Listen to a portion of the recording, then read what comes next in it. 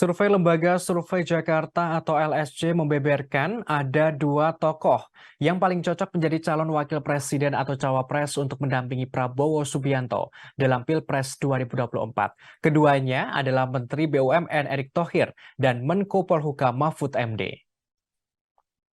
Dikutip dari tribunnews.com pada Selasa 4 Juli, Direktur Riset LSJ Vetra Ardianto memberikan penjelasan dalam konferensi pers daring terkait hasil survei LSJ pada Senin kemarin. Ada salah satu pertanyaan yang juga diajukan oleh LSJ dalam survei kali ini, yakni tentang siapa cawapres yang paling cocok untuk mendampingi Prabowo, Ganjar, dan Anies. Hasilnya, menurut penilaian responden, Erick Thohir dan Mahfud MD adalah yang paling cocok untuk menjadi cawapres pendamping Prabowo Subianto. Sebanyak 19,5% responden menilai Erick Thohir, sedangkan Mahfud MD dinilai cocok oleh 14,3% responden.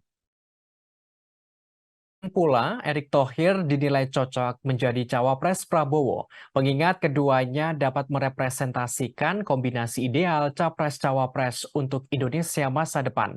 Vetra menerangkan, Erick juga dikenal sangat dekat dengan Presiden Jokowi seperti halnya Prabowo.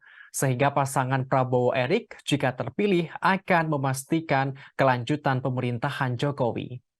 Sedangkan Mahfud MD dinilai sebagai tokoh dari kalangan sipil yang tegas dan berani. Hal tersebut sangat sesuai dengan karakter Prabowo. Direktur Riset LSJ juga mengungkapkan Mahfud MD dan Erick Thohir juga dikenal dengan NU, sebuah komunitas di mana dukungan elektoralnya sangat dibutuhkan oleh Prabowo Subianto. Dilihat dari latar belakang agama responden, pemilih Prabowo Subianto paling mendekati ideal alias merepresentasikan populasi atau penduduk di Indonesia. Dari total responden yang mengaku akan memilih Prabowo, 87,3% beragama Islam dan 12,7% non-Islam. Sesuai data BPS 2020, penduduk Indonesia yang beragama Islam adalah sebanyak 86,9%, sedangkan yang non-Islam sebanyak 13,1%. Sementara komposisi pemilih Anies Baswedan 98,9% berasal dari penduduk yang beragama Islam dan hanya 1,1% yang non-Islam. Kemudian komposisi pemilih Ganjar yang berasal dari kalangan non-Muslim mencapai 15,2%, sedangkan yang beragama Islam sebesar 84,8%.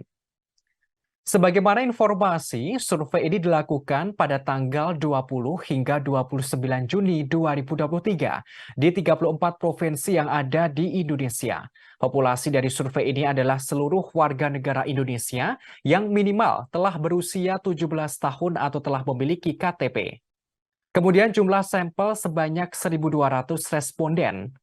Sampel diperoleh melalui teknik pengambilan sampel secara acak sistematis. Sementara itu tingkat margin of error lebih kurang 2,83% dan pada tingkat kepercayaan sebesar 95%. Adapun pengumpulan data dilakukan dengan menggunakan teknik wawancara melalui telepon oleh tenaga terlatih dengan bantuan atau pedoman kuesioner. Responden terdistribusi 50% laki-laki dan 50% perempuan, serta 60% tinggal di pedesaan dan 40% di perkotaan. Quality control terhadap hasil wawancara petugas lapangan dilakukan secara random sebesar 20% dari total sampel oleh para supervisor LSJ. Terima kasih sudah nonton. Jangan lupa like, subscribe, dan share ya.